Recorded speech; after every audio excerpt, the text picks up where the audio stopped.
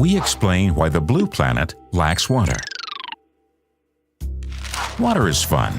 Water is a necessity for all life on Earth. Some even predict it to be the new oil. But why isn't there enough for everyone?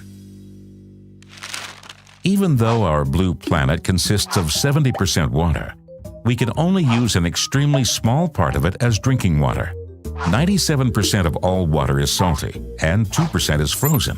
The remaining 1% could still be sufficient for everyone, but unfortunately, its distribution is pretty unfair. Today, more than 700 million people have no access to clean water, like Aza, who has to walk for miles to collect it and carry it home, while Tim, in another part of the world, simply turns on the tap. He uses more than 100 liters per day. What's behind this injustice? In agriculture, groundwater and water from marshlands is used to irrigate the fields. In countries with a dry and hot climate, this is especially problematic. Once pumped out of the ground, the water doesn't come back. On top, climate change and pollution make matters worse. The local population must live on dried-out land. And as the world's population grows, the demand for water is growing too.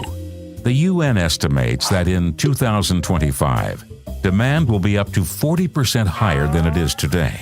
This bears the potential for conflicts about the use of water resources. Governments and societies need to change their attitudes towards water. Water systems infrastructure and technology must be upgraded, and new frameworks for intelligent water resource management and conservation have to be forged, because there is no life without water.